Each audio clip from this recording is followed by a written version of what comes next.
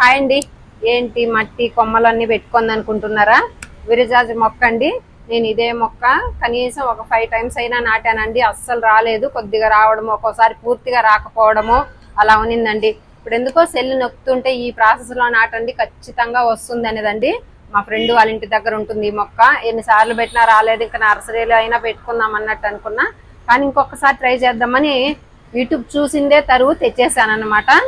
ఇదిగోండి, ఆవిడ చెప్పినట్లే నాటుతాను. చూద్దాము ఎలా వస్తుందో. స్టార్టింగ్ లో అయితే ఇలా చిన్న ముక్కలుగా చేసేసుకున్నామండి. ఈ మాత్రం పెట్టుకున్నాము. ఇలా వేసుకోమనిందండి. ఆకైతే ఉండొద్దని చెప్పది. ఇలా ఫస్ట్ అయితే ఆకులంతా తీసేసుకున్నాము. ఆకులంతా తీసేసుకున్నాం కదండి. దానికి కావాల్సినవి కోకోపీట్ అంటండి. మా అమ్మాయి చెప్తోంది. నేనైతే కొబ్బరి నుండి వచ్చే దువ్వన్నాను. ఇంకా ఇసుకండి. కావాల్సినవి 2 కుండీలు, కోకోనట్ పీసు, వాటరు.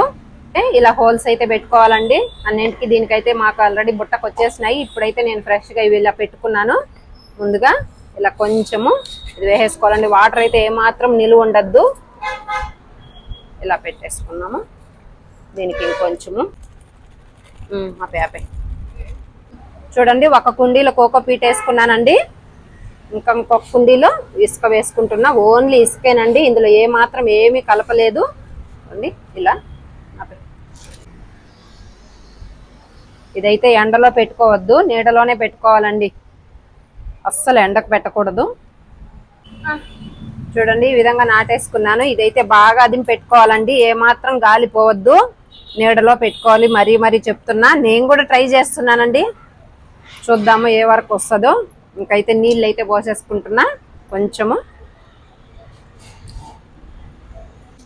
అంతేనండి, నాటేసుకొని కాస్తంత నీళ్ళు అయితే చిలకరించుకున్నాము. ఇవైతే నీడలోనే పెట్టుకుంటానండి. చూద్దాము. 1 మంత్ వరకు అస్సలు ఎండలో వద్దు, ఇలాగే ఇందులోనే ఉండాలంట. మళ్ళీ నెక్స్ట్ మొలకలు ఏదో వస్తుందో చూద్దామండి. ఇదిగోండి, అల్లం ముక్కలు చూసారా? ఈ మధ్య నేనైతే అల్లము ఫ్రిడ్జ్ లో పెడుతున్నానండి. కాస్ట్ కొద్ది ఎక్కువ అయిందని. మా అమ్మాయి అయితే ఫ్రిడ్జ్ లో అల్లం పెట్టకూడదమ్మా అన్నది. ఏందోనండి ఈ పిల్లలు ఒక్కొక్కసారి ఒక్కొక్కలాగా చెప్తున్నారు. దుంపలు ఫ్రిడ్జ్ లో పెట్టకూడదంటండి. కాబట్టి నేను కింద వేస్తుంటే సొంటి అయిపోతుందండి. ఇంకా అట్లానేసి నేను కుండీలో నాటుకున్నాం కొంచెము అని. ఇదిగోండి, ఈ విధంగా హోల్స్ ఉండేది. దేనికైనా ఖచ్చితంగా హోల్స్ అనేది ఉండాలి. కొత్త ఇసుకే ఉండాలండి. ఏ మాత్రము ఇది ఇంకా బరకుంది, నైస్గా ఉండాలి. ఏ మాత్రం మట్టి లేదు, అస్సలు ఇసుకే అన్నమాట. నేను ఈ 2 ముక్కలు నాటుకుంటాను. ఫస్ట్ అయితే ఈ విధంగా కొబ్బరి పీచు అనేది ఆల్రెడీ మా కుండీలో ఉన్నిందండి. పాతగా అయిపోయిందని పక్కన వేసేసి నేనైతే కొత్త కొబ్బరి పీచు వేసుకుంటున్నా. మాకైతే కొబ్బరి పీచు ఫుల్గా ఉందండి. మా బెడ్ది అయితే మిద్ది పైన వేసేసాము. దాన్ని ఈ విధంగా అయితే యూజ్ చేసుకుంటున్నామండి.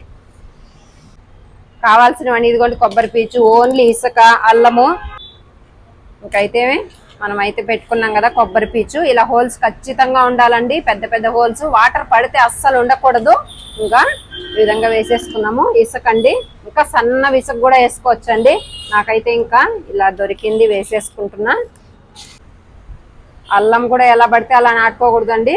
ఇలా కన్నులుగా ఉంటాయి కదా, అది పైకి ఇలా వచ్చేలాగా నాటుకోవాలన్నమాట. ఇదిగోండి, కొంచెం కనిపించేలాగా పూర్తిగా వేసేయద్దు, మూసిపెట్టేయకూడదండి. ఇలా మన చెట్లు లాగే అన్నమాట. ఈ విధంగా నాటుకోవాలా. ఇంతేనండి, ఈ విధంగా కొంచెము పైకి కనిపించేలాగా నాటుకోవాలి. అంతే. తర్వాత వాటర్ అనేది కొంచెం చల్లుకున్నాము. ఇది కూడా నీడలోనే పెట్టుకోవాలండి.